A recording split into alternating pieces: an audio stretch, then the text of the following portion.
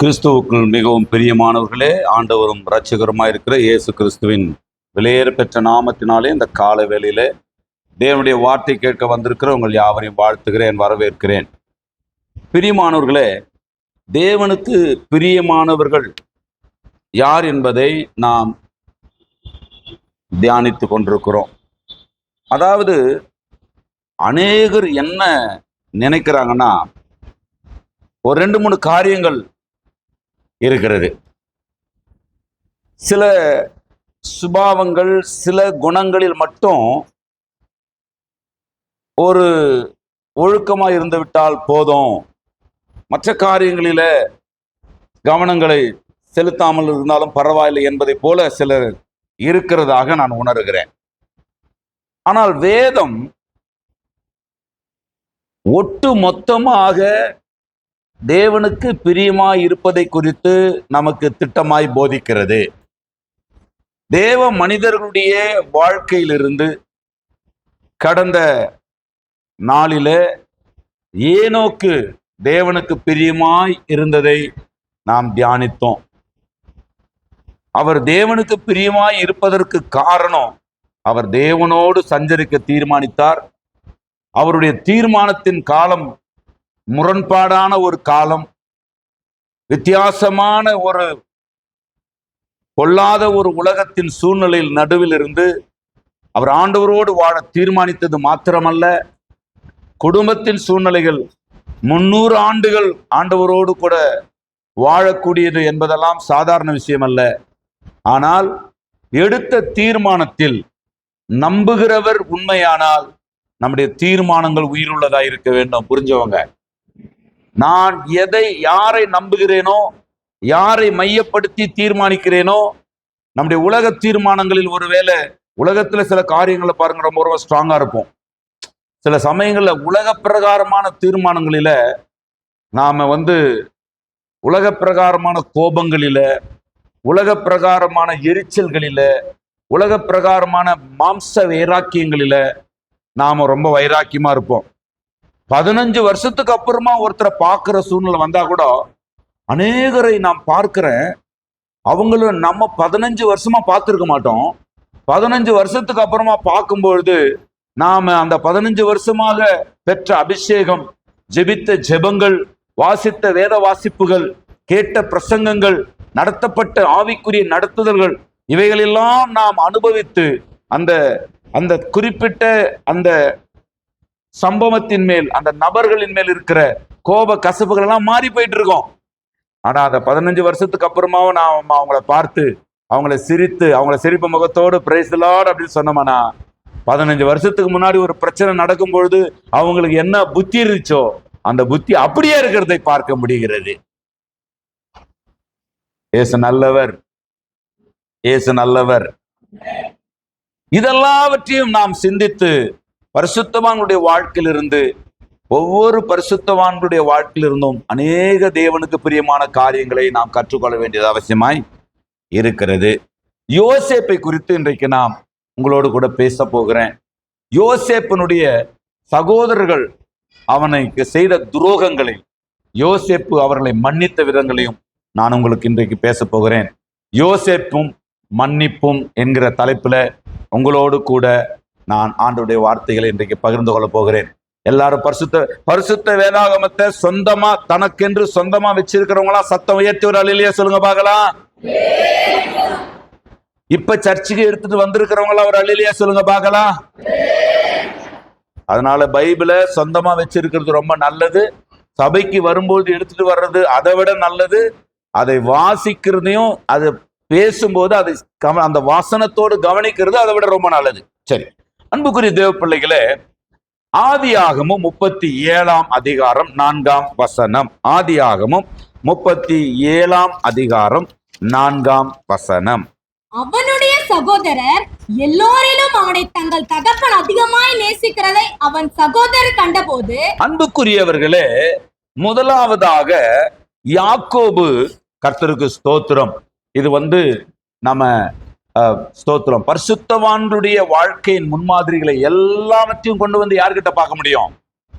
அதாவது அநேக பரிசுத்தவான்களுடைய வாழ்க்கையிலே காணப்படுகிறதான அந்த சுபாவங்களை ஒட்டுமொத்தமா யார்கிட்ட பார்க்க முடியும்? எப்படி தேவத்துவத்தின் பரிபூரணம் எல்லாம் இயேசுவிலே பார்க்க முடியுமோ, அது போல எல்லா பரிசுத்தவான்களுடைய வாழ்க்கையில கவனிக்கப்பட வேண்டிய காரியங்களை எல்லாம் ஒட்டுமொத்தமா நீங்க இயேசு கிறிஸ்துவிலே பார்க்கலாம்.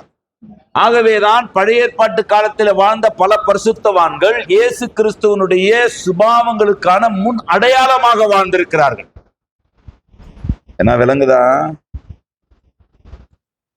பாஸ்டர்? இந்த மாதிரிலாம் பேசினா எப்படி பாஸ்டர் புரியும்? அன்பு அழியாதம்.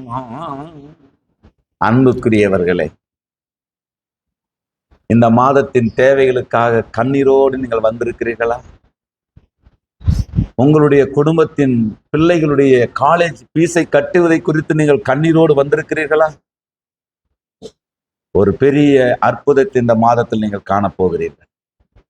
விசுவாசிக்கிறவர்கள் எல்லாரும் ஒரு அல்லேலியா சொல்லுவோம் அப்படின்னு சொன்னா நமக்கு அல்லேலியா வந்துடும் இல்லைங்களா? அப்படி பிரசங்கம் பண்ணா நமக்கெல்லாம் அப்படி பொத்துக்கணும் ஒரு அல்லேலியா. அதுக்கே ஒரு 10 பேர் கை தூக்கிட்டீங்க. நம்ம ஐயா நமக்கு தான் பிரசரம் போடுறாங்க அப்படின்னு. அதெல்லாம் தானா வர விஷயங்கள். நாமளா தேட வேண்டியதை நாமளா தேடினா நமக்கு தேவன் தர வேண்டியதை நம்ம தேடாமலே தந்துருவாரு. சத்தம் உயர்த்தி நல்லா கவனிங்க தயவு செய்து. பரிசுத்தவான்களுடைய வாழ்க்கையிலிருந்து நமக்கு பாடங்களை பரிசுத்த ஆவியானவர் எழுதி வைத்திருக்கிறார். அன்புக்குரியவர்களே, இந்த யாக்கோபு இயேசு கிறிஸ்துவுக்கு ஒரு முன்னடையாளமானவன். யாக்கோபு இயேசு கிறிஸ்துவுக்கு முன்னடையாளம் என்றால், இந்த யாக்கோபினுடைய மகனாகிய யோசேப்பு யாக்கோபுக்கு என்னவா இருந்தாராம்? பிரியமாயிருந்தாராம். அப்படியானால் யோசேப்பு இயேசு கிறிஸ்துவுக்கு முன்னடையாளமாகிய யாக்கோபுக்கு பிரியமாய் இருந்தார் என்றால், யோசேப்பு டைரக்டா யாருக்கு பிரியமா இருந்தார்னு அர்த்தம்? தேவனுக்கு பிரியமாயிருந்தார். எப்படிப்பட்ட காரியங்களின் மூலமாக? யோசேப்பு என்றாலே நமக்கு ஒரு 2-3 விஷயங்கள் தான் ரொம்ப டாப்பா வரும். ஆனா இன்றைக்கு நான் யோசேப்பினுடைய வாழ்க்கையில தேவன் அவனை பிரியமானவனாக பார்த்ததற்கு காரணமா இருந்த மன்னிப்பின் தன்மையை பற்றி நான் உங்களோடு பகிர்ந்து கொள்ள போகிறேன். தகப்பனுக்கு மிகவும் பிரியமா இருக்கிறவர்களை எப்படி கண்டுபிடிக்கலாம்? தகப்பனுடைய ரகசியங்கள் அவங்களுக்கு வெளிப்படுத்தப்படும். ஒருத்தர் தேவனுக்கு பிரியமானவர்கள் என்பதை எப்படிங்க கண்டுபிடிக்கப்படலாம்? தேவனுடைய ரகசியங்கள் யாருக்கு வெளிப்படுத்தப்படுகிறதோ அவர்கள் உலகத்தால் எப்படி பார்க்கப்பட்டாலும் பிரச்சனை இல்லை. அவர்கள் தேவனுக்கு பிரியமானவர்களாய் இருக்கிற பட்சத்தில் தான் தேவ ரகசியங்கள் வெளிப்படுத்தப்படும். தேவன் தன்னுடைய ஆதீனத்திலே தன்னுடைய ஸ்தோத்திரம் உலகம் தோன்றுவதற்கு முன்பாகவே வைத்திருக்கிற அவருடைய அனந்த ஞானங்களை எழுத்தாக, வார்த்தையாக, வெளிப்பாடாக வெளியே கொண்டு வர வேண்டுமானால் அவருக்கு உகந்த பாத்திரத்தின் மூலமாகத்தான் அவர் அதை வெளியே கொண்டு வருவாரு. அப்படியானால் நன்றாக புரிந்து கொள்ள வேண்டும், யோசேப்பு யாக்கோபுக்கு பிரியமாயிருந்தார். ஆகவே நல்லா புரிந்து கொள்ளணும், யாக்கோபுக்கு பிரியமா இருந்தாங்கன்னு அர்த்தம் இல்ல, ஆண்டவருக்கு அவன் பிரியமா இருந்தான். ஆகவே ஆண்டவர் தன்னுடைய ரகசியங்களை சொப்பனங்களாக, தரிசனங்களாக யோசேப்புக்கு வெளிப்படுத்த ஆரம்பித்தார். கர்த்தருக்கு எனக்கு என்ன செய்ய நினைக்கிறீங்களோ அதை சொல்லுங்க ஆண்டவரேன்னு சொல்றது இல்ல அழகு. என்னை கொண்டு உம்முடைய சித்த இந்த உலகத்துக்கு என்ன வெளிப்படுத்தப்படணும் ஆண்டவரே என்பதுதான் மெச்சூரிட்டியான விசுவாசிகளுக்கு அழகு. ஐயா ஜெபம் பண்ணி ஆண்டவர் எனக்கு என்ன சொல்றாரு சொல்லுங்க ஐயா என்பதெல்லாம் குழந்தைத்தனமான விசுவாசம். வார வார வார தலைமையில கைய வச்சு என்ன சொல்லிட்டு இருக்கிறது? அன்பு மகளே, இந்த வாரம் முழுவதும் சாம்பார் சாதத்தை நீ சாப்பிட வேண்டும் என்று ஆண்டவர் சொல்லுகிறார்.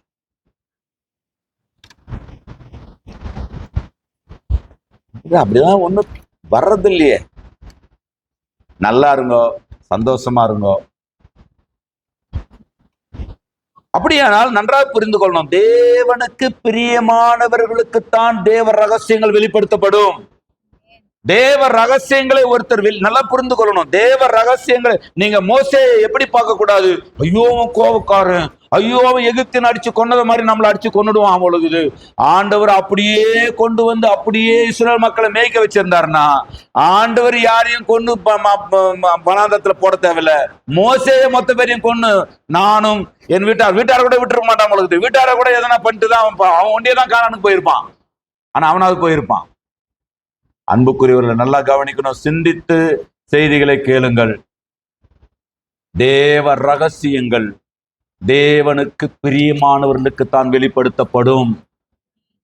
தேவன் தன்னுடைய ரகசியங்களை வெளிப்படுத்துவதற்காக தெரிந்து கொள்ளுகிற பாத்திரங்களை நாம் ஸ்தோத்திரம் கனத்துக்குரிய பாத்திரங்களாய் பார்த்து பழக வேண்டும்.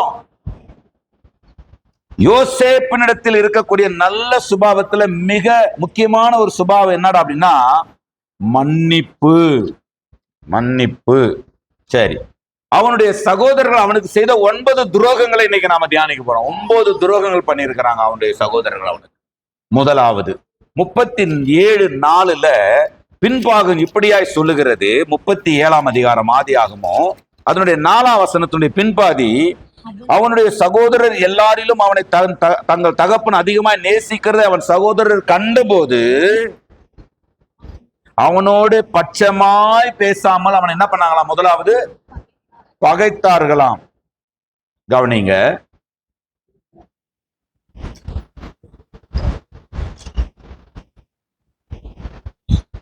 ஆண்டவர் பட்சபாதம் உள்ளவர் அல்ல. ஆனால் ஆண்டவருடைய காரியங்களில், ஆண்டவருடைய படைப்பின் நோக்கங்களில், ஆண்டவருடைய திட்டங்களில், சித்தங்களில், யோசனைகளில் நினைவாயிருக்கிறவர்களை கொண்டு தேவன் தன்னுடைய வார்த்தைகளை, தன்னுடைய ரகசியங்களை, தன்னுடைய திட்டங்களை வெளிப்படுத்த விரும்புகிறார்.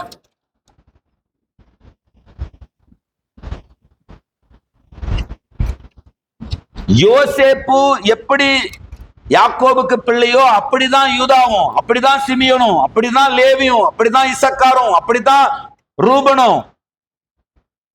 ஆனா ஏன் இந்த யோசேப்பை தகப்பன் விசேஷமா நேசித்தான்? இதுக்கு முன்னாடி ஒரு சம்பவத்துக்கு நீங்க போங்க. ஏசாவை வெறுத்து யாக்கோபை சிநேகித்தேன் என்று வேதம் சொல்லுகிறது. ஏன் ஐயா? யாக்கோபும் ஏசாவும் ஒன்னா பிறந்தவங்க, ரெட்ட பிள்ளைகள். ஆனா ஏன் ஏசாவை ஆண்டவர் வந்துட்டு செலக்ட் பண்ணலையா, தெரிந்தெடுக்கலையா? ஏன் யாக்கோபை தெரிந்தெடுத்தாரா? ஆண்டவருக்கு முன்னறிதல் இருக்கிறது. ஏசா ஏன் தெரிந்தெடுக்கப்படலன்னு வளர்ந்த பிற்பாடு ஈசாக்குக்கும் ரெபேக்காளுக்கும் புரிஞ்சிச்சு. இன்னும் சொல்லணும்னா நீங்க பைபிளை கொஞ்சம் ஆழமா வாசிங்க. ஈசாக்கு சொல்றாரு ஏசாவை பார்த்து, மகனே எனக்கு வயசு ரொம்ப ஆயிடுச்சு, நான் சாவ போறேன், நீ போய் வனத்துக்கு போய் நல்ல ருசியான ஒரு மானை புடிச்சிட்டு வந்து எனக்கு சமைச்சு கொடு, நான் சாப்பிட்டு மனசார உன்னை ஆசீர்வதிக்கிறேன். சொன்னாரா? சொன்னாரு. அம்மா சைட்ல இருந்து கேட்டாங்க. கர்த்தருக்கு ஸ்தோத்திரம். இந்த அம்மா போய் ஆட்டுக்குட்டியே மான் குட்டி மாதிரி செஞ்சிருக்குது பாருங்க. அந்த அம்மா பெரிய விஷயம் இல்லையா? ஆட்டையும் மாட்டையும், அதாவது ஆட்டையும் மானையும் வானாலெல்லாம் சாப்பிட்டு பழகின ஈசாக்குக்கு எது ஆடு எது மானுன்னு தெரியாதா? ஆனா இந்த அம்மா பார்த்துச்சு, வானாலெல்லாம் சாப்பிட்டவனுக்கு எப்படிப்பட்டதை செஞ்சா மானா ஏத்துக்குவான்றது இந்த அம்மாக்கு தெரிஞ்சிருந்துச்சு. வராது. அதெல்லாம் அது ரசிக்கிறவர்களுக்கு தான் வரும், அல்லது ருசிக்கிறவர்களுக்கு வரும். நீங்கள் என்ன பசிக்கிறீர்களோ? உலகத்திலேயே 8 மணிக்கு தொடங்கி 10 மணிக்கு நாத்துமாவே கர்த்தரை தோத்திரி சொல்ற ஒரே சபை கிராமத்தை பொறுத்த வரைக்கும் நம்ம சபை. அதுக்கு 1 மணி நேரம் லேட்டா வராங்க. சரி, நாம என்ன பண்றது? இதை சொல்லி நம்ம ஏன் வருத்தத்துக்கு ஆளாவானே? ஏசு நல்லவர், ஏசு நல்லவர் நம்புறவங்க மட்டும் ஒரு அள்ளிலே சொல்லுங்க. இப்போ யாக்கோபு, அதாவது வந்து ஈசாக்கும் ரெபேக்காலும் சேர்ந்து யாக்கோபை லாபான் வீட்டுக்கு அனுப்பி வச்சது ரெபேக்கால் மட்டுமா, ஈசாக்கும் சேர்ந்தா? இல்லைங்க. இப்போ பேஸ் நீங்க வந்து பிசிக்கலா பாத்தீங்கன்னா யாக்கோபு என்னமோ ரெபேக்காலுக்கு பிடிச்ச ஒரு மாதிரியும், ஏசா என்னமோ ஈசாக்கு பிடிச்ச ஒரு மாதிரி ஒரு தோற்றம் இருக்கும். அதனால என் மகன் தானா, என் மகனாகிய ஏசா தானா? எனக்கு இந்த பார்ட்ல ஈசாக்கு மேல கோபம் வரும். நயா ஒருவேளை சொத்துக்காக அவன் தான் சேஷ்டபுத்திர பாகத்தை வித்தான்னு பார்த்தா, இவன் கடைசியில ஒரு மான்கறிக்காக ஆசீர்வாதத்தையே மாத்திரானே அப்படின்ற மாதிரி தெரியும். ஆனா நல்லா கவனிங்க, இந்த சம்பவங்களுக்கு பின்னாடி யாக்கோப ஏசா கொல்லணும்னு பிளான் பண்றான். ஆசீர்வாதத்தை எல்லாம் வாங்கிட்டான், என் தம்பிக்காரன் வாங்கிட்டான், எல்லா ஆசீர்வாதத்தையும் அவனுக்கு போயிடுச்சு, அவனை கொல்லணும்னு யோசிக்கும் பொழுது இப்போ ரெபேக்காலும் ஈசாக்கும் சேர்ந்து அவனுக்கு ஒரு ஆலோசனை சொல்லுவாங்க. கானானிய ஸ்திரீகளில் ஒருத்தியை கூட நீ கட்டக்கூடாது. நீ போய் லாபான் இடத்துக்கு போய் அங்கே நம்முடைய நம்பிக்கைக்குரியவர்களா இருக்கக்கூடியவர்களே ஒரு பொண்ணை தெரிந்து கொள். இப்ப நல்லா கவனிங்க, சேர்ந்து அனுப்பி வைப்பாங்க. இந்த கானானிய ஸ்திரீகள் ஈசாக்குக்கு ரெபேக்காளுக்கு என்னவா இருந்தாங்களாம்? மனநோவா இருந்தாங்களாம். ஈசாக்குக்கு ரெபேக்காளுக்கு மனநோவா இருந்தாங்கன்னா யாருக்கு மனநோவா இருந்தாங்கன்னு அர்த்தம்? தேவன் வார்த்தையாகிய தேவனுக்கு, தேவத்துவங்களுக்கு, திரியேக தேவனுக்கு அவர்கள் மனநோவா இருந்தார்கள் என்று அர்த்தம். ஏன் ஆண்டவர் ஏசாவை நிராகரித்து யாக்கோபை தேர்ந்தெடுத்தாருன்னு சொன்னா, அவர்கள் வாழ்ந்த கானான் பகுதியில் தான் யாக்கோபும் வாழ்ந்தான். ஏசா எங்கே பிறந்தானோ அங்கதான் அவனும் பிறந்தான். எந்த நேரத்துல பிறந்தானோ அந்த நேரத்துல தான் அவனும் பிறந்தான். அவன் சாப்பிட்ட அதே சாப்பாடு தான் அவனும் சாப்பிட்டான். அவன் குளிச்ச அதே தண்ணியில் தான் அவனும் குளிச்சான். அவன் வாழ்ந்த வீட்டுல தான் அவனும் வாழ்ந்தான். ஆனா கானானியர்களுடைய கவர்ச்சியில ஏசா மயங்கின மாதிரி யாக்கோபு மயங்கல. புரிஞ்சவங்க. கானானின் பொருளாதாரங்களில் ஏசா சிக்கின மாதிரி யாக்கோபு சிக்கல. கானானியர்கள் கல்லு வச்சு வீடு கட்டுற மாதிரி ஒரு கல்லு வச்சு வீடு கட்டணுன்ற குறுக்கு புத்தி இந்த யாக்கோபுக்கு வரல. அவன் ஆபிரகாமோடும் ஈசாக்கோடும் விசுவாசத்தினாலே கூடாரங்களில் குடியிருந்தான் என்று எபிரேயர் 11ஆம் அதிகாரம் சொல்லுகிறது. என்றால் ஏன் ஆண்டவர் யாக்கோபை நேசித்து ஏசாவை வெறுத்தார் என்றால், அவருடைய பிளானுக்கு யாரு ஒத்து வராங்களோ அவங்களை அவர் நேசிக்கிறார், ஒத்து வராதவங்கள ஒதுக்கிட்டு போயிட்டே இருக்கிறார். அநியாயம் சரியா செஞ்சுட்டு போ, சத்தியத்தை அறிகிறவன் இன்னும் மேலான சத்தியங்களை அறிந்து கொள். தேவன் நமக்கு கொடுத்திருக்கிற வாய்ப்புகளை, தேவன் நமக்கு கொடுத்திருக்கிற கிருபைகளை, தேவன் நமக்கு கொடுத்திருக்கிற சந்தர்ப்பங்களை, நாட்களை பயன்படுத்தி இந்த பூமிக்குரிய ஒரு கட்டமைப்பிலே வலிமைப்படுவதல்ல. ஆண்டவரே ஸ்தோத்திரம், நீங்க என்ன கட்டமைப்புல வலிமை பெற்றாலும் பரலோகத்துக்கு அது உதவி செய்யாது. ஆகவே நமக்கு கொடுக்கப்பட்டிருக்கிற வாய்ப்புகள், சந்தர்ப்பங்கள், வசதிகளை எல்லாம் பயன்படுத்தி பரலோகத்துக்கு ஆயத்தப்படுவது எப்படி, வருகைக்கு ஆயத்தப்படுவது எப்படி, தேவ சித்தத்தை செய்து முடிப்பது எப்படி, தேவனுக்கு பிரியமாய் நம்முடைய வாழ்வியல் முறையும் இறையல் முறையும் மாற்றிக்கொள்வது எப்படி என்று யோசிக்கிறவர்களாக நீங்களும் நானும் இன்றைக்கு மாற ஆவியானவர் நமக்கு உதவி செய்வாராக.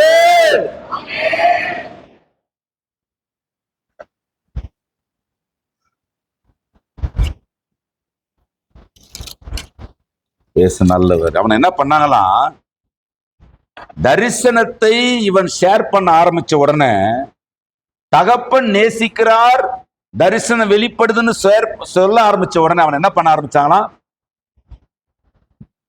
அவங்க கூட பட்சமாய் பேசாமல் அவனை விரோதியை போல அவனை நடத்தினார்களாம். சமாதானமாய் அவங்க கூட பேச விரும்பல. ஆவிக்குரியவர்கள் நிறைய பேருடைய மைண்ட் செட்டப் என்னன்னா, ஏன் மூலமா வெளிப்படுத்தப்பட்டா நான் அதை சந்தோஷமா ஏற்றுக்கொள்வேன், உன் மூலமா வெளிப்படுத்தப்படுறத நான் எப்படி ஏத்துக்குவேன்? நான் பேச வர்றது புரியுதுங்களா?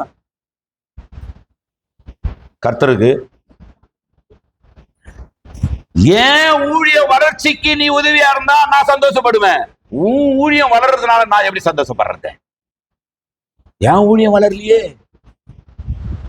என் தேவைகள் நிறைவு செய்யப்படலையே, என்னை 4 பேர் நல்ல சிறந்த வேத பண்டிதர் என்று சொல்லலையே, என்னை மக்கள் புகழலையே, உன்னை கனம் பண்ற மாதிரி என்ன கனம் பண்ணலையே. அன்புக்குரியவர்களே, காரியம் யாருடையது என்றுதான் பார்க்கணும். போஸ்ட்மேன் மாறினாங்கடான்னு சொன்னா செய்தி மாறிடுமா? ஏன் ஒரு போஸ்ட்மேன் வந்துட்டு இருந்தாரு, திடீர்னு பார்த்தா ஒரு பாப்பா வருது, புதுசா அப்பாயின்மெண்ட் ஆயிருக்கிற சாருன்னு சொல்லுது, முடிஞ்சு போச்சு.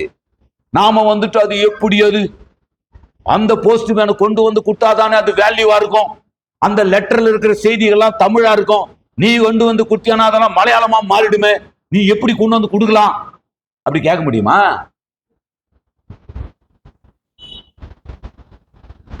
கர்த்தர் நல்லவர்.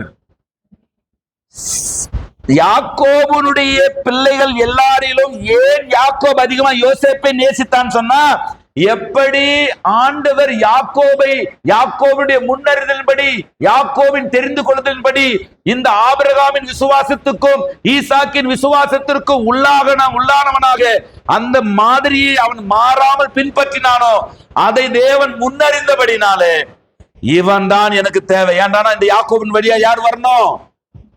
யாக்கோபின் வழியா யார் வரணும்? யூதா வரணும். யூதாவின் வழியா யாரு வரணும்? தாவீது வரணும். தாவீது வழியா யார் வரணும்? கிறிஸ்து வரணும். கிறிஸ்து வழியா உலகத்துக்கு ரட்சிப்பு வரணும். யாக்கோபினுடைய ஒரு தீர்மானம், நல்லா புரிந்து கொள்ளணும், கிறிஸ்து வருவதற்கான தீர்மானம் அது. ஆகவேதான் கிறிஸ்து இந்த உலகத்தில் வெளிப்படுவதற்கு பாத்திரமாயிருந்த அந்த காரியங்களுக்கு சப்போர்ட் ஆயிடுற. ஏன் யோசேப்பு, புதிய ஏற்பாட்டு யோசேப்பை கொண்டாடுறோம்? ஏன் புதிய ஏற்பாட்டு யோசேப்பு நீதிமான் என்று சொல்லப்பட்டிருக்கிறான்? அவள் புருஷனாகிய யோசேப்பு நீதிமானா இருந்து அவளை அவமானப்படுத்த மனதில்லாமல் அவளை ரகசியமாய் தள்ளிவிட யோசனையா இருந்தான். ஏன் புதிய ஏற்பாடு யோசேப்பு ஒண்ணுமே பெருசா அவர் செஞ்ச மாதிரி தெரியலையே, ஆனால் அவரை நீதிமான் என்று வேதம் பதிவு செய்கிறது. ஏன் தெரியுங்களா? கல்யாணம் ஆயிருச்சு, அதாவது நிச்சயம் ஆயிருச்சு, அவங்க விரும்பினா என்ன வேணா செய்யலாம். ஆனா கர்ப்பத்தில் உண்டாயிருக்கிறது தேவனால் உண்டாயிருக்கிறது, ஆவியானவரால் உண்டாயிருக்கிறது. இந்த கர்ப்பத்தில் உண்டாயிருக்கிற இந்த பிள்ளை பிறக்கிற வரைக்கும் இந்த அழகான மரியாளோடு இந்த புருஷனாகிய யோசேப்பு சேர முடியாது. சேரக்கூடாது, முடியாது, இல்ல கூடாது. அப்படியானால் தன்னுடைய தேவகுமாரன் வெளிப்படுவதற்கு தன்னுடைய வாழ்க்கையை அப்படியே தத்தம் செய்தவர் யோசேப்பு. கர்த்தருக்கு இந்த முன்னறிதல் தான் அவர்களை நீதிமானாக்குகிறது. அன்புக்குரியவர்களை, இன்றைக்கும் தேவன் சிலரை தெரிந்து கொள்ளுகிறார். அவருடைய சித்தத்தை செய்வதற்கான பாத்திரங்களாக. அதை சாதாரண மட்டும் நீங்க நினைச்சிடாதீங்க. அவர் தெரிந்து கொள்ளுகிற அந்த பாத்திரங்களை எப்படியெல்லாம் கசக்கி பிழிந்து அந்த ஒளிவு எண்ணெயை கொண்டு வந்த குத்து விளக்கு ஏற்ற முடியுமோ அப்படியாக கசக்கி பிழிகிறார். நல்லா புரிந்து கொள்ளணும். குத்து விளக்கு எரிவதற்கு, எப்பொழுது எரிந்து கொண்டிருப்பதற்கு இடித்து பிழிந்த ஒளிவு எண்ணெயை கொண்டு வந்து குத்து விளக்கை ஏற்ற வேண்டும் என்று வேதம் சொல்லுகிறபடி, கர்த்தருடைய சபையாகிய மக்கள் வெளிச்சமாகிய சத்தியத்தை அறிவதற்கு, எப்போதும் அறிவதற்கு யாரோ ஒரு மனிதன் இடிக்கப்படுகிறான், யாரோ ஒரு மனிதன் பிழியப்படுகிறான், யாரோ ஒரு மனிதன் வடிகட்டப்படுகிறான் என்பதை மறந்து போகக்கூடாது. அப்படியானால் நீங்கள் பிரகாசிப்பதற்காக தன்னை நசிக்க கொண்டிருக்கிற ஒரு மனிதனை துக்கப்படுற மாதிரி காரியங்களை செய்யலாமா, சந்தோஷப்படுற மாதிரி காரியங்களை செய்யலாமா? எபிரேயர் 13:17 சொல்லுகிறது, உங்களை நடத்துகிறவர்கள் உங்கள் ஆத்துமாக்களுக்கு உத்தரவாதம் பண்ணுகிறவர்களாய் விழித்திருக்கிறவர்களானபடினால் அவர்கள் துக்கத்தோட அல்ல சந்தோஷத்தோடு அதை செய்யும்படிக்கு அவர்களுக்கு கீழ்ப்படிந்து அடங்குங்கள். அவர்கள் துக்கத்தோடு அப்படி செய்தால் அது உங்களுக்கு பிரயோஜனமாய் இருக்க மாட்டாதே. யோசேப்பை கொண்டாட வேண்டியவர்கள் யோசேப்பை பகைத்தார்கள். யோசேப்பின் மூலமாவது தேவ ரகசியம் வெளிப்படுகிறது, ஸ்தோத்திரம் என்று தேவனை மகிமைப்படுத்த வேண்டியவர்கள், யோசேப்பின் நிமித்தம் தேவனை மகிமைப்படுத்த வேண்டியவர்கள் யோசேப்பை பகைப்பதாக நினைத்து தேவனை பகைத்தார்கள்.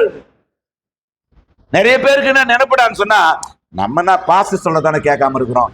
பாஸ்டர் சொல்ற தேவனை நீங்கள் உங்களை ஏற்றுக்கொள்ளாமல் போனால், இயேசு சொல்றாரு, நீங்கள் போங்கள், உங்களுடைய வார்த்தையை ஒருவன் ஏற்றுக்கொள்ளாமல் போனால் அவன் என்னை ஏற்றுக்கொள்ளாதவன் யாரோடு மோதிங்கிறீங்கன்னு புரியுதா? யாரு எரிச்சல் உண்டாக்குனா யாருக்கு எரிச்சல் வரும்ன்றது புரியுதா? மோசேக்கு விரோதமா தானே நம்ம எழுப்பி நிக்கிறோம். கோராக கூட்டத்தாருக்குன்னா நினைப்புனா மோசே தானையா பிரச்சனை. மோசே என்ன பண்ணிட போறான்? மோசே ஒண்ணும் பண்ண மாட்டாரு. மோசேக்கு பின்னாடி ஒருத்தர் இருக்கிறாரு. அவர் பூமி பிளந்து வாயை மூடுனா வாயை மூடிக்கும். புதிய உடன்படிக்கையில உடனுக்குடனே நீ, அதாவது ஸ்தோத்திரம், அக்கிரமக்கு தக்க தண்டனைகள் நடவாதபடினால் மனித துன்மார்களுடைய இறுதியில் துணிகரம் கொண்டிருக்கிறதா.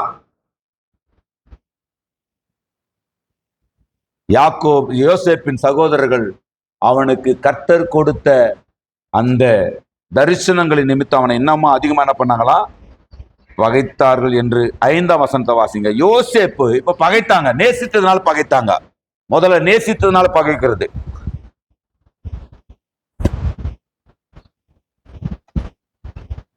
யார், அதாவது நேசிக்கிறதுனால யார் யாரை நேசிக்கிறாங்க, அதனால என்ன நடக்குன்றது யோசிக்கணும். நேசிக்கிறதுனாலே பகைச்சிடக்கூடாது. எத்தனை பேருக்கு விளங்குது? ஒருத்தரை நேசிக்கிறதுனாலே பகைச்சிடக்கூடாது. ஏன் அந்த பிரதருக்கு முக்கியத்துவம் கொடுக்காம இந்த பிரதருக்கு முக்கியத்துவம் கொடுக்குறீங்க? ஏன் அந்த குடும்பத்துக்கு முக்கியத்துவம் கொடுக்காம இந்த குடும்பத்துக்கு முக்கியத்துவம் கொடுக்குறீங்க? ஏன் அந்த கூட்டத்தாரை கூட்டு வேலை செய்யாம இந்த கூட்டத்தாரை கூட்டு வேலை செய்யறீங்க? எந்த கூட்டத்தார் தேவனுடைய காரியங்களிலே தங்கள் கவனத்தை அதிகப்படுத்துகிறார்களோ, எந்த கூட்டத்தார் தேவனுடைய காரியங்களை செய்வதற்கான நேரம் உள்ளவர்களா இருக்கிறார்களோ, எந்த கூட்டத்தார் தேவனுடைய காரியங்களிலே கவனம் செலுத்த விடுதலை பெற்றிருக்கிறார்களோ, அவங்களை தானங்க கொண்டு காரியத்தை செய்ய முடியும். கர்த்தருக்கு எத்தனை பேருக்கு புரியுது? ஐயா, ஒரு குடும்பம் இருக்குது, கர்த்தருக்கு சகோதரம், கணவர் ரட்சிக்கவே படல, சர்ச்சுக்கு போவா, எக்ஸ்ட்ராவா ஒரு டைம் எடுக்காத, எக்ஸ்ட்ரா ஒரு கூட்டத்துக்கு போகாத, கிராமத்துக்கு போயிட்டு ஐயோ 4 மணி நேரம் ஆகுமா, அதெல்லாம் செட் ஆகாது. இப்படி ஒரு குடும்பம் இருக்குது.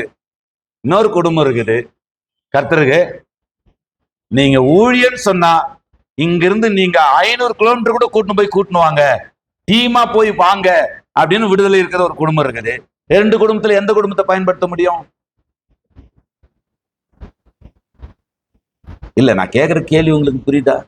இதுல எந்த குடும்பத்தை பயன்படுத்த முடியும்? நாம நினைக்கிற மாதிரி வேலை செய்யறதுக்கு ஒரு குடும்பையா, நாம எத்தனை முறை வெளிக்கு சொன்னாலும் நம்ம சொல்றதை புரிஞ்சுக்காத ஒரு குடும்பம். இந்த 2 குடும்பத்துல எந்த குடும்பத்தை கொண்டு வேலை செய்யறது? வேலை கர்த்தருடையது, யோசனை கர்த்தருடையது, ஆசைகள் கர்த்தருடையது, பாரம் கர்த்தருடையது. யோசேப்பின் சகோதரர்களே, யோசேப்பின் சகோதரிகளே, யோசேப்புக்கு இந்த பாரத்தை கொடுத்தவர் தேவன் என்பதை புரிந்து கொள்வீர்களானால் நேசிக்கப்பட வேண்டியவரை நீங்கள் பகைக்க மாட்டீர்கள்.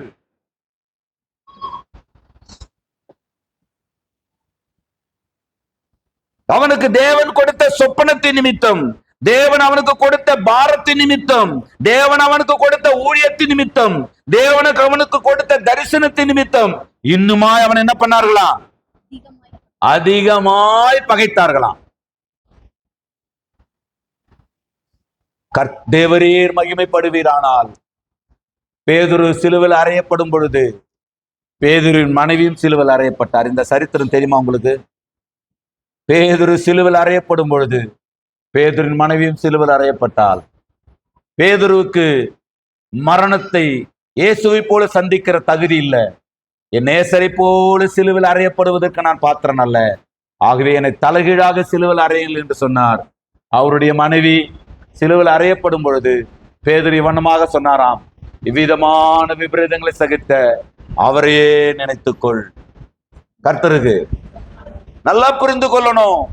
தேவனுடைய ஸ்தோத்திரம், காரியங்கள் நடப்பதற்கு மறிக்க வேண்டிய ஒரு சூழ்நிலை வந்தாலும் அந்த காரியங்களை நீங்கள் தேவனுக்குரியதாக நீங்கள் பார்த்து பழக வேண்டும்.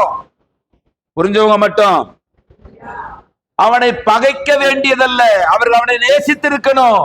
இன்னும் தரிசனங்களை சொன்னா அவர்கள் அதிகமா நேசித்திருக்கணும். இன்னும் பாரங்களை சொல்ல சொல்ல, ஓ தேவனே, என்னாலதான் இதை செய்ய முடியல, எங்களுக்கு தான் அந்த கிருபை இல்ல, எங்களுக்கு தான் அந்த பாரம் இல்ல, எங்களுக்கு தான் அந்த வெளிச்சம் இல்ல.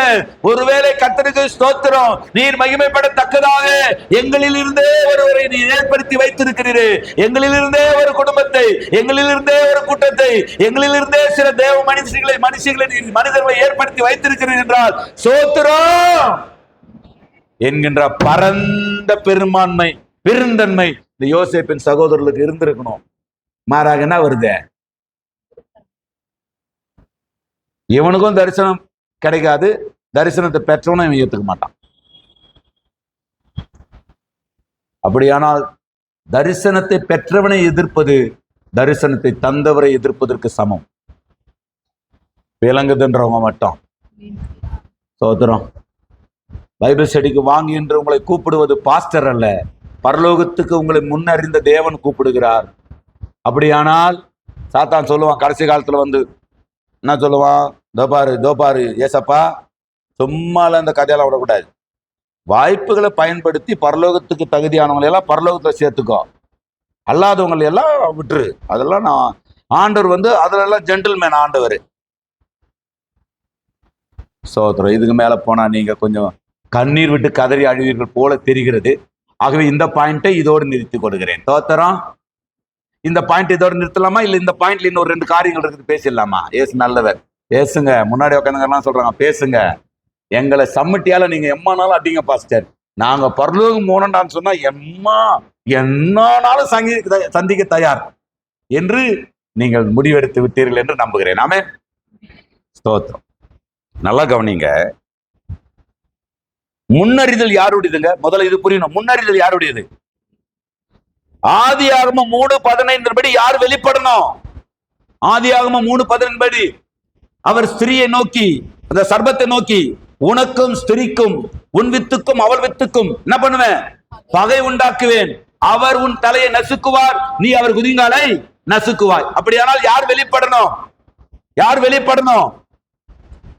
ஸ்திரியின் வித்தாகிய இயேசு கிறிஸ்து வெளிப்படணும். ஸ்திரியின் வித்தாகிய இயேசு கிறிஸ்து வெளிப்பட்டு ரட்சிப்பை இந்த உலகத்துக்கு தரணும். இந்த உலகத்தில் இருக்கிற மக்களுக்கு எல்லாருக்கும் பரலோக வழியை காட்டணும். காலங்கள் நிறைவேறும் பொழுது உண்டாக நியமத்தின்படி பரலோகத்தில் உள்ளவைகளையும் பூலோகத்தில் உள்ளவைகளையும் கிறிஸ்துவுக்குள்ளே கூட்டப்பட வேண்டும் என்று தமக்குள்ளே தீர்மானித்திருந்த தம்முடைய தயவுள்ள சித்தத்தின் ரகசியத்தை எனக்கு என்ன பண்ணாரு? வெளிப்படுத்தி அறிவித்தார். அப்படியானால் கிறிஸ்து பாவத்தை மன்னிக்கிறவர் மாத்திரமல்ல, கிறிஸ்து நம்மை பரிசுத்தப்படுத்துகிறவர் மாத்திரமல்ல, புதிதும் ஜீவனுள்ளதுமான மார்க்கத்தின் வழியாய் நாம் பரலோகம் பிரவேசிப்பதற்கு தன்னைத்தானே பலியாக்கினவர் கிறிஸ்து வருவரே. அப்படியானால் கிறிஸ்து வெளிப்படுவதற்கு யாரெல்லாம் ஆயத்தமா இருந்தார்களோ, நல்லா கவனிக்கணும், கிறிஸ்து வெளிப்படணும். ஏன்னா கிறிஸ்துவின் மூலமாக பரலோக கதவுகள் திறக்கப்பட்டிருக்கிறது. கிறிஸ்து வெளிப்படணும். ஏனென்றால் கிறிஸ்துவின் மூலமாக பிதாவாகிய தேவனிடத்தில் சேர்கிற ஸ்லாக்கியத்தை நாம் பெற்றிருக்கிறோம். கிறிஸ்து வெளிப்படுவதற்கு எல்லா விதமான ஆயத்த நிலையிலும் எல்லா விதமான முன்னறிவிப்பும் வேதத்தில் சொல்லப்பட்டிருக்கிறது. இவைகளை அறிந்துதான் இந்த யாக்கோபு இந்த யோசேப்பை நேசித்தான். இந்த யோசேப்பு யாக்கோபு நேசித்ததற்கு காரணம், இந்த யாக்கோபு எதை விசுவாசித்து ஆபிரகாமின் ஈசாக்கின் அந்த அடிச்சுவடுகளில் உறுதியாய் நின்றானோ, அதே விசுவாசத்தின் அடிச்சுவடுகள் இந்த யோசேப்புக்குள் இருக்கிறதை காண்கிறான். யாருக்குள்ள பாரங்கள் இருக்கிறதை உணர முடிகிறதோ, யாருக்குள்ள இந்த ஊழியங்களை தாங்கக்கூடிய தத்துவ சிந்தனைகள் இருக்கிறதை உணர முடிகிறதோ, யாருக்குள்ள இந்த வேதத்தின் கோட்பாடுகளை பிசராமல் அப்படியே ஏற்றுக்கொள்ள வேண்டும் என்கிற நினைப்பு வருகிறதோ, அவர்கள் எங்கிருந்தாலும் எவ்வளவு தூரத்தில் இருந்தாலும் யாராயிருந்தாலும் நேசிக்கப்பட வேண்டியவர்கள், நேசிக்கப்பட்டு கொண்டே இருக்க வேண்டியவர்கள். புரிஞ்சவங்க மட்டும்.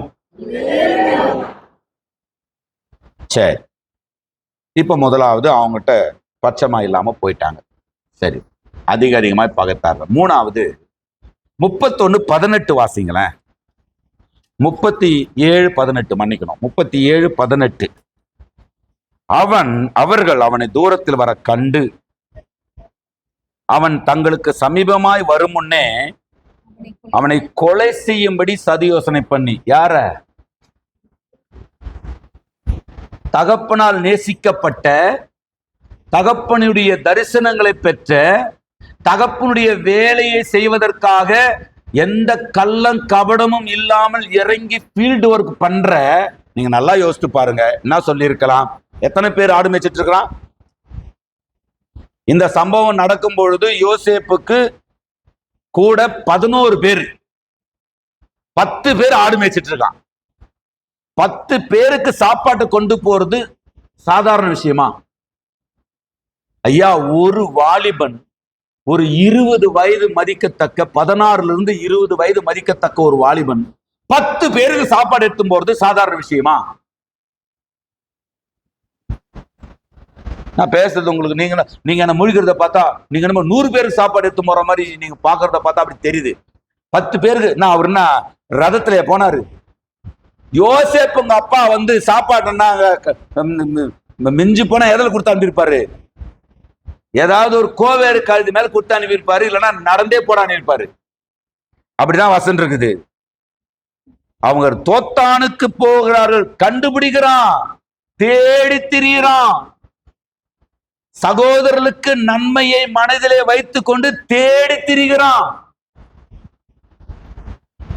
இருக்கிறீங்களா? அவங்க இங்க இல்லப்பா, அவங்க தோத்தானுக்கு போயிட்டாங்கன்னா அங்க இருந்து திரும்பி வீட்டுக்கு போயிட்டு, அப்பா நீங்க சொன்ன இடத்துல அண்ணங்களாம் இல்லப்பா, அதனால நான் திரும்பி வந்துட்டுமா சொல்லலாமா சொல்லக்கூடாதா? ஆனா அண்ணங்க மேலேயும் அவனுக்கு பாசம், பகைக்கிறவங்க மேலேயும் பாசம் காட்டுறதுதான் யோசேப்பின் தன்மை. புரிஞ்சவங்க. அந்த நேரத்துக்கு கோபத்தை வருது, அந்த நேரத்துக்கு எரிச்சல் வருது, அந்த நேரத்துக்கு ஐயோ என்ன இப்படி பகைக்கிறியே, உன் கூட நான் இனிமே சாவர வரைக்கும் பேசக்கூடாது அப்படின்ற எண்ணம் வருது. ஆனா அப்புறமாவே உடனே என்ன வந்தது, இல்ல இல்ல வேற வழி கிடையாது, தோத்திரம் அப்படின்னு நேசிக்கிற தன்மைகள் வந்து விடுகிறது. தேடி கண்டுபிடிக்கிறான். இவன் தூரமா இருந்து சந்தோஷமா இவன் என்னத்தை கொண்டு போறான் அவர்களுக்கு. அப்படிதான் வசனம் இருக்குது.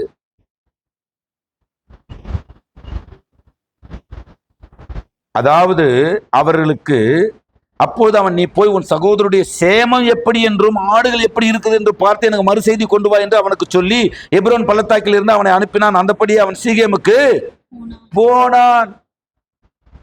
அடுத்து கீழே வச்சிருந்தீங்கன்னு சொன்னா, அந்த அவன் வழி என்ன பண்றானா, அவன் வழி தப்பி திரிகிறதை கண்டு திரிறான். ஐயோ குழப்பறான். சகோதரர்களை கண்டுபிடிச்சிட்டான். சகோதரர்கள் என்ன பிளான் போடுறாங்க, தூரத்தில் இருக்கும் பொழுதே ஒரு பிளான் போடுறாங்க, அவனை கொலை செய்யணும்.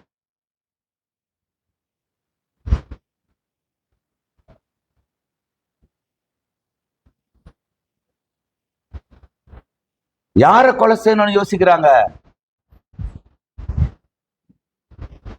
ஐயா, இயேசுவை கொலை செய்தா என்ன நடக்கும்? இயேசுவை கொலை செய்தா என்ன நடக்கும்? இயேசு இல்லாம போயிடுவாரா? இயேசுவை கொலை செய்தால் இத்தோட இயேசு அவ்வளவுதான். யூதர்களுடைய நினைப்பு என்ன தெரியுமா? ஆசாரியருடைய நினைப்பு என்ன தெரியுமா? யூதனின் சத்துருவா இருந்த இயேசுவை ஒழித்து விட்டோம், நிம்மதியாய் புசிப்போம், குடிப்போம், சந்தோஷமா இருப்போம், இனி எந்த தடையும் இல்லை, நம்ம எதிர்க்க யாருமே இல்லை. அப்படியா? மூணாவது நாள்ல பூமி அதிர, வானம் அதிர,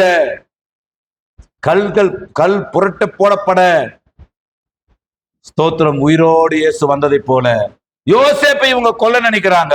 கொல்ல முடியுமா யோசேப்ப? தரிசனம் பெற்றவர்களை நீங்கள் சாதாரணமாக கையாள முடியாது. நல்லா புரிந்து கொள்ளுங்க. நீங்கள் பெற்றிருக்கிற தரிசனத்தை உங்களை கொண்டு நிறைவேற்ற வரைக்கும் உங்கள் சத்துருக்கள் உங்களை கொல்ல முடியாது. கொல்லக்கூடிய சூழ்நிலை எழும்பினாலும் அதை கர்த்தர் மாற்றி போடுவார். தேவன் சகோதரனை நீங்க ஒன்று நீங்க நினைச்சிடாதீங்க.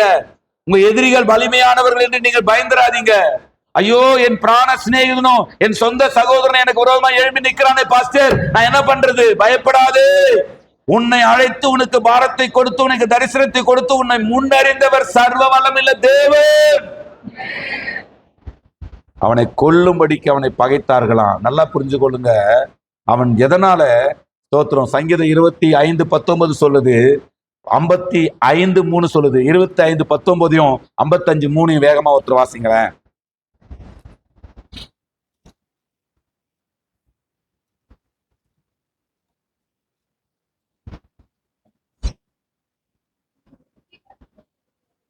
இல்ல ரெக்கார்ட்ல இருக்கிறவங்க வாசிங்க. சங்கீதம் 25:19. என் சத்துருக்களை பாரும், என் சத்துருக்களை பாரும், அவர்கள் பெருகி இருந்து எவ்வளவா என்னவாயிட்டாங்களாம்? பெருகி இருக்கிறார்களாம். உக்கிரப்பகையாய் என்னை பகைக்கிறார்கள். நீங்க ஆண்டவருக்கு பிரியமாக ஆண்டவருடைய ரகசியங்களை அறிய, தேவனுடைய சித்தத்தை செய்ய செய்ய, தேவனுடைய மகத்துவங்களுக்கு ஏதுவான காரியங்களை சிந்திக்க சிந்திக்க, தேவனுடைய வேதத்தின் மகத்துவங்களை போதிக்க போதிக்க நண்பர்கள் எழும்புறதில்லை. ஐயா, இப்படிப்பட்டதான சத்தியங்களை ஒரு கிராமத்தில் இருந்து கொண்டு தேவன் நமக்கு வெளிப்படுத்துகிறாரு என்று ஜனங்கள் சந்தோஷப்படுறதில்லை. மாறாக பகைக்க ஆரம்பிக்கிறாங்க, வெறுக்க ஆரம்பிக்கிறாங்க, முறைக்க ஆரம்பிக்கிறாங்க. நாங்கள் செய்து கொண்டிருக்கிற நன்மையானவைகளை நிறுத்தினால் நீங்கள் இப்படி கத்துவீர்களா? சாவும் போது இந்த சத்தியத்தை சொல்லிட்டுதான் சாவ. நான் சிந்தியுங்கள். தாவீது சொல்றாரு, என்னை பகைக்கிறவர்கள் பெருகி இருக்கிறார்கள். 55:3 வாசிங்க. சங்கீதம் 55:3 வாசிங்க.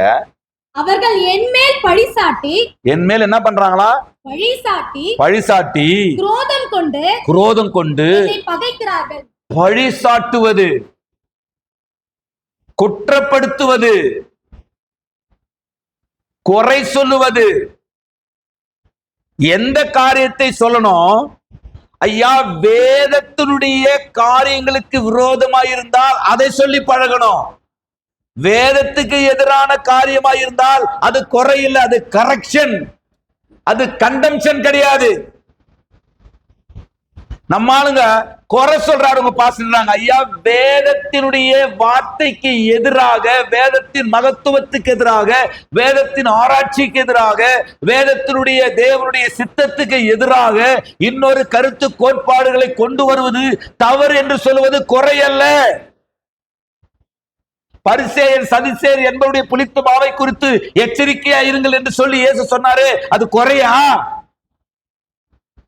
பவுல் பல இடங்களிலே அவர்கள் பெருவயிற்று சோம்பேறிகள், அவர்கள் அமலையில் தள்ளுகிற கடல் அலைகள், அவர்கள் ஸ்தோத்திரம் கள்ள சகோதரர்கள், கள்ள அப்போஸ்தலர்கள் என்று சொல்லுகிறாரு, அது குறையா? வேதாகமத்தின் தன்மைக்கு எதிராக ஒருவர் பேசுவது, வேதாகமத்தின் தன்மையை மறுதளிப்பது, வேதாகமத்தின் தன்மையை எதிர்ப்பதுதான். நாம் அதைத்தான் நம்ம எதிர்க்கிறோம். அது குறையல்ல, அது கரெக்ஷன் பண்ணுவது. ஆனா நம்ம ஆளுங்க இதை விட்டுறது. முடி கருப்பா இருக்குதே, டை அடிக்கிறாரா இல்லையா? ரொம்ப பெரிய ஆராய்ச்சி இதெல்லாம். உங்க பாஸ்டர் தண்ணி தெளிச்சு அயன் பண்ணுவார் தெரியுமா உங்களுக்கு?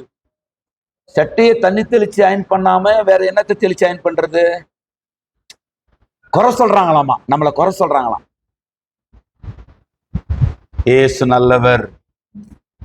தாவீது சொல்றாரு, ஆண்டவரே, என்னை பகைக்கிறவர்கள் பெருகி இருக்கிறார்கள். அவங்க என்னை பகைப்பதற்கு அவங்க சொல்ற குற்றச்சாட்டு தெரியுமா?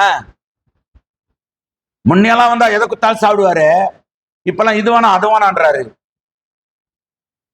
18 வயசுல எதை குத்தாலும் சாப்பிடலாம், 28 வயசுல எதை குத்தாலும் சாப்பிடலாம், 38 வயசுல எதை குத்தாலும் சாப்பிடலாம், 48 ஆக போதே எப்படி எல்லாத்தையும் சாப்பிடுறது?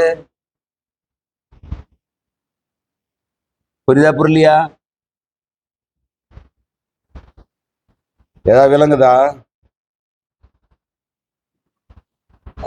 என்ன குற்றம் சாட்டுறாங்க?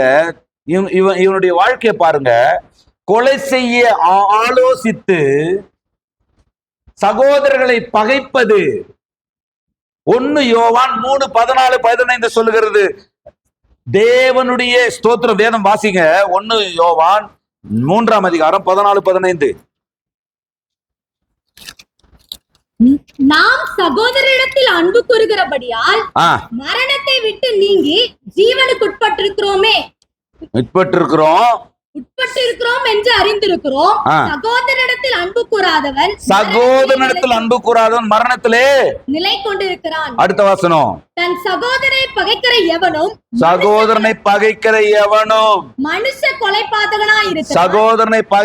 எவனும் மனுஷ கொலைபாதகனாய் இருக்கிறான். மனுஷ கொலைபாதகனானவன் எவனோ அவனுக்குள் நித்திய ஜீவன் நிலைத்திராது என்று அறிவீர்கள்.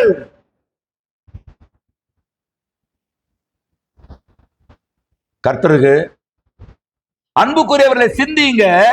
சகோதரர்களை பகைப்பது தேவனுடைய ஸ்தோத்திரம், மனிதனை பகைப்பது, தேவ தரிசனங்களை பெற்றவனை பகைப்பது, தேவனுடைய ஊழியத்தை பெற்றவனை பகைப்பது, தேவ சித்தம் நிறைவேறுவதற்காக தன்னை அர்ப்பணித்தவனை பகைப்பது என்பது கொலை பாதகத்துக்கு சமம்.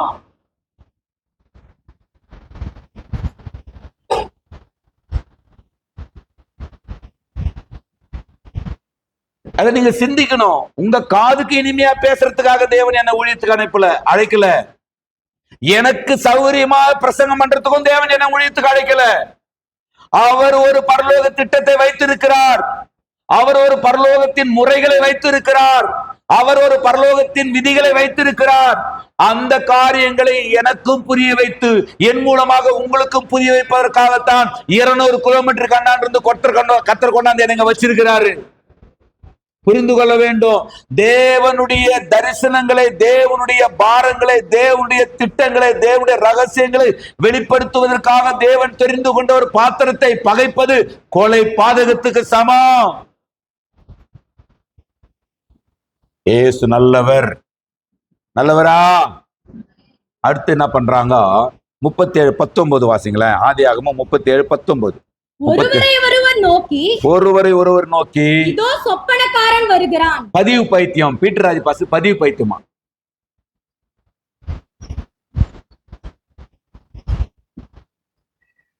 அவர் ஒரு பதிவு பைத்தியங்க. இயேசு நல்லவர். நம்ம சபையின் சார்பாக நம்முடைய சபையின் குரூப்ல பதிவு செய்யப்படுற பதிவுகள் எல்லாம் ரெகுலரா படிக்கிறவங்க அல்லையா சொல்லுங்க. இல்ல, படிக்கிறவங்க சத்தம் உயர்த்தி சொல்லுங்க, படிக்காதவங்க கமெண்ட்ருங்க. நம்முடைய சபையின் சார்பாக வெளியிடப்படுகிற பதிவு, போடப்படுகிற பதிவுகளை நாங்க படிக்கிறோன்றவங்க சத்தம் உயர்த்தி ஒரு அல்லையா சொல்லுங்க. மற்றவங்களுக்கெல்லாம் என்ன, ஏதாவது ஹாஸ்பிட்டல் என்ன அட்மிட் ஆயிட்டீங்களா? இல்ல சும்மா கேட்குறேன். இல்ல ஏதாவது கண்ணுக்குன்னு தெரியாம போயிடுச்சா? அல்லது படிக்க தெரியாதா? ஆண்ட்ராய்டு போன் யூஸ் பண்றவங்களுக்கு படிக்க தெரியாதுன்னு ஆச்சரியமா இல்லையா?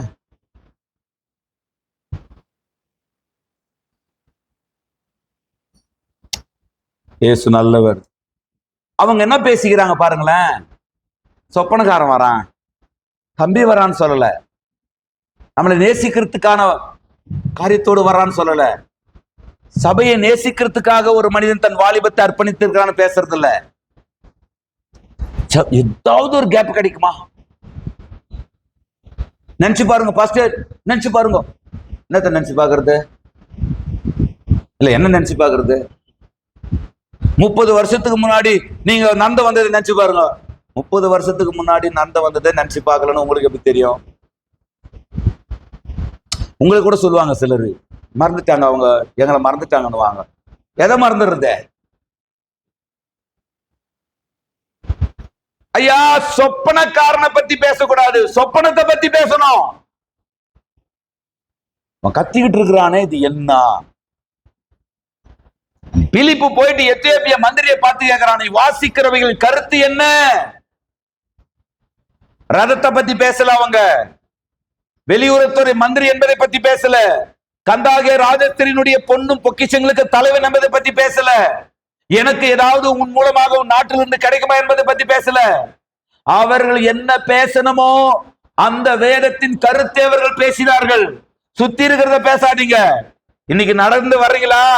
கர்த்தர் நாளைக்கு உங்களை பிளைட்ல போக வைப்பாரு, யாருக்கு தெரியும்? இன்னைக்கு பிளைட்ல இருக்கிறீங்களா? நல்லா பாருங்க. ஒரு இந்தியாவின் பெரிய ஒரு அரசியல் குடும்பத்தை சேர்ந்த ஒருத்தர் சொல்றாரு, டாக்டர் சொல்லிட்டாங்க என்ன பெட்ல படுக்க கூடாது என்று டாக்டர் சொல்லிட்டாங்க, நான் கீழே தான் வேஷ்டி போட்டு, கட்சி வேஷ்டி 4 வேஷ்டி போட்டு பத்துங்கன்றாரு. ஏசு நல்லவர். ரொம்ப நாளைக்கு உயிர் வாழ ஆசைப்படுறவங்க பெட்ல படுக்காதீங்க. புரிஞ்சவங்க மட்டும் இல்லையா சொல்லுங்க. நான் பேசுறது உங்களுக்கு புரியுதா? ரொம்ப நாளைக்கு நீங்க உயிர் வாழணும்டானா தரையில படுத்து பழகுங்க. இது என்னுடைய பர்சனல் ஒப்பீனியன். இதெல்லாம் எங்க இந்த வெளிப்பாடு எங்கிருந்து பெற்றீர் பாஸ்டர் எல்லாம் கேட்காதீங்க. பர்சனல் ஒப்பீனியன் இதெல்லாம். தோத்திரம் தோத்திரமா ஆத்திரமா இதெல்லாமா பாஸ்டர் சொன்னார் உங்களை ஆவியானவர். சில நேரங்கள்ல நான் ஆவினால் ஏவப்பட்டு பேசுறது இல்ல, என் சொந்த கருத்தை சொல்றேன்னு பவுல் சொல்றாரு. அந்த மாதிரி சில நேரங்கள்ல சொந்தமாகவும் சில கருத்துக்கள் நல்லதா இருந்தா பேசலாம் இல்லையா? எத்திரோ என்கின்ற ஒரு அழைக்கப்படாத மனிதனுடைய கருத்து கூட முகமுகமாக தேவனால் பேசப்பட்டு கொண்டிருந்த மோசேக்கு உதவியா இருந்தது அல்லவா? எங்களுக்கு ஏதோ புரியுதுன்றவங்க மட்டும் ஒரு அழிய சொல்லுங்க வேகல. ஒரு 10 கூட ஒரு 10 பேர் இருக்கிறீங்க, என்ன பேசினாலும் சிரிக்கிறீங்க. அவங்களுக்கு பழகிச்சு, அப்படியே இதாயிடுச்சு பழகுது இல்லையா? சுவையான உணவை உண்பது போல எனக்கு ஒரு சிலரோடலாம் நேரத்தை செலவிடுறதுல அவ்வளோ சந்தோஷம். கர்த்தருக்கு ஸ்தோத்திரம். உங்களுக்கு சந்தோஷம் இல்லைன்னா அதுக்கு நான் என்ன பண்ண முடியும்? ஒன்றும் பண்ண முடியாது இல்லையா? சரி, பார்த்துக்கலாம். வார்த்தைக்கு வாங்க. அன்புக்குரியவர்களே, அவனுடைய சொப்பனத்தை சொல்லி கேலி செய்கிறார்கள். இதுல என்ன ஹைலைட்னா, இவ்வளவு காரியங்களையும் பண்ணினவர்களை யோசேப்பு மன்னித்தான் என்பது ஹைலைட். அடுத்த வாரம் எல்லாரும் எழுந்து நிற்கலாமா? அடுத்த வாரம் எல்லாரும் எழுந்து நிற்கலாம். இன்னும் ஒரு 5 பாயிண்ட் இருக்குது, அதை சொல்லி அடுத்த வாரத்துல நாம் மன்னிப்பை தொடருவோம். எழுந்து நிற்கலாம், எல்லாரும் எழுந்து நிற்கலாம். அல்லேலூயா, அல்லேலூயா. நன்றி ஆண்டவரே. எல்லாரும் வாய் திறந்து கொஞ்ச நேரம் ஹல்லேலூயா. நன்றி அப்பா. தேவனை மையப்படுத்துங்க, வாழ்க்கையில தேவனை மையப்படுத்துங்க. கசப்பு, வெறுப்பு, கோபம், ஈகோ, நீயா நானா, பாத்துரலாம், அதை பண்ணிடுவேன் இதை பண்ணிடுவேன், நான் இல்லைன்னா நீ என்ன பண்ண முடியும்? ஒண்ணுமே கிடையாது. அவர் இல்லைன்னா நம்மளால ஒண்ணும் பண்ண முடியாது. அவர் இல்லைன்னா ஒரு துரும்ப கூட நம்மால ஒண்ணும் பண்ண முடியாதுங்க. எங்களால ஏதாகிலும் ஆகும் என்பதை போல ஒன்றை யோசிக்கிறதுக்கு நாங்கள் எங்களாலே தகுதியானவர் அல்ல. எங்கள் தகுதி தேவனால் உண்டாயிருக்கிறது. நாம் நிற்பது நிர்மூலமாகாதிருப்பது அவருடைய கிருபை. என்னுடைய வல்லமை, என்னுடைய பராக்கிரமை, என்னுடைய அறிவு, என்னுடைய திறமை, என்னுடைய சேமிப்பு, என்னுடைய ஆற்றல், என்னுடைய அறிவு, என்னுடைய சம்பளம் ஒன்றுமே இல்லை. அவருடைய பிச்சை, அவருடைய தயவு, அவருடைய இரக்கம். யோசேப்பின் சகோதரர்கள் அவனிடத்துல சமாதானமாய் பேசுவதற்கு பதிலாக அவனிடத்துல ஸ்தோத்திர எரிச்சலாக பேசினார்கள். யோசேப்பின் சகோதரர்கள் அவன் தரிசனத்தை பெற்றதை சொன்னதினால அதிகமாய் பகைத்தார்கள். யோசேப்பின் சகோதரர்கள் அவனுக்கு விரோதமாய் கொலை ஆலோசனை பண்ணினார்கள். யோசேப்பின் சகோதரர்கள் அவனுடைய சொப்பனத்தின் நிமித்தம் அவனை கேலி செய்தார்கள். ஆனா யோசேப்பே, இன்னும் பல காரியங்களை அடுத்த வாரத்தில் ஆவியானவர் நம்மோடு பேசுவாராக. நீ என்ன குற்றச்சாட்டப்பட்டு, நீ என்ன சிறைச்சாலைக்குள் தள்ளப்பட்டு, நீ எவ்வளவு சித்திரவதைகளை அனுபவித்தாலும் உனக்கு தரிசனத்தை கொடுத்தவர் உன் கூடவே இருப்பாரு. அதற்கு காரணம் தெரியுமா? யோசேப்பு பரந்த பெருந்தன்மையோடு சகோதரர்கள் எல்லாம் மன்னிக்கிறான். இன்றைக்கு ஒருவேளை உங்களை அநேகர் கசப்புக்குள்ள நடத்தி இருக்கலாம். ஒருவேளை உங்களை எதிர்த்து காரணமே இல்லாம சத்தியத்தின் நிமித்தம் நீங்கள் பகைக்கப்பட்டிருக்கலாம். சத்தியத்தின் நிமித்தம் நீங்கள் தூசிக்கப்பட்டிருக்கலாம். சத்தியத்தின் நிமித்தம், உண்மையின் நிமித்தம், அல்லது தேவ தரிசனத்தின் நிமித்தம், தேவன் அன்பு கூறுகிறதை அன்பு கூறும், தேவன் நேசிக்கிறவனை நேசிக்கணும் என்ற எண்ணங்களை நீங்கள் வந்ததினாலே ஒருவேளை தேவனை நேசிக்க முடியாதவர்கள், தேவனுடைய அன்பை அறியாதவர்கள் உங்களை பகைத்திருக்கலாம். இன்னைக்கு மனதார மன்னியுங்கள். அல்லேலூயா. இயேசுவே உம்மை போலாக வாஞ்சிக்குதே என் உள்ளம்.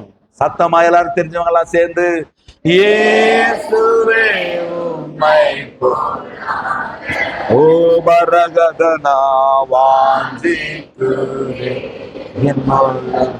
கரங்களை உயர்த்தி நாவி ஆத்மா சரீரம், என் ஆவி ஆத்மா சரீரம்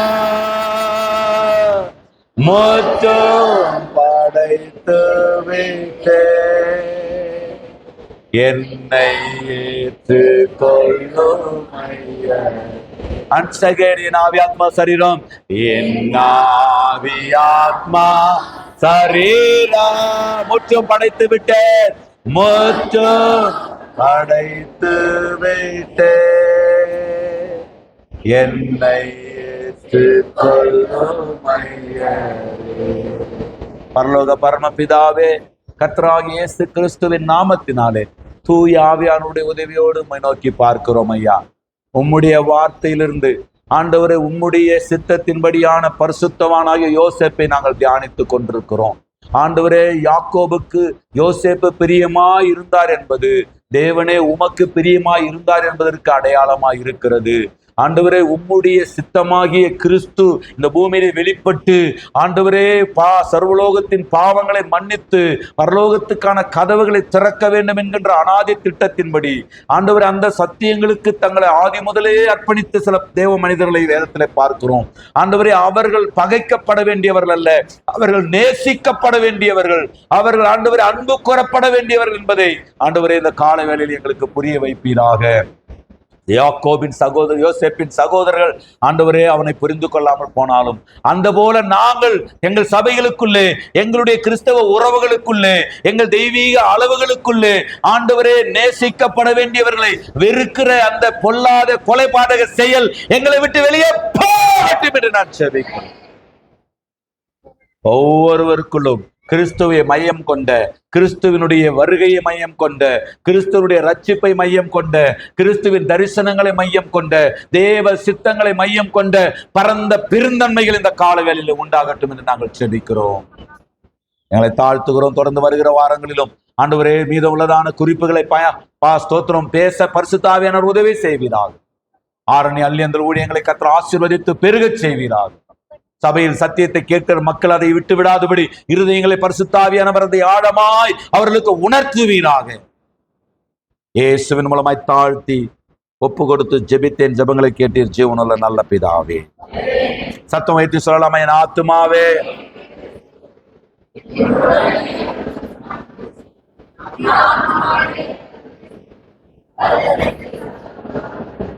நம்முடைய கர்த்தராய் இருக்கிற இயேசு கிறிஸ்துவினுடைய கிருபையும் பிதாவாகிய தேவனுடைய அன்பும் பரிசுத்த ஆவியானவருடைய ஐக்கியம் வழிநடத்துதலும் சமாதானமும் நம் அனைவரோடு சகல பரிசுத்தவான்களோடு இன்றைக்கு தங்கியிருப்பதாக. அல்லேலூயா, அல்லேலூயா, அல்லேலூயா. ஒருவரை ஒருவர் சமாதானத்தோடு வாழ்த்திக் கொள்ளுங்கள். கர்த்தர் உங்களை ஆசீர்வதிப்பாராக. ஆமென்.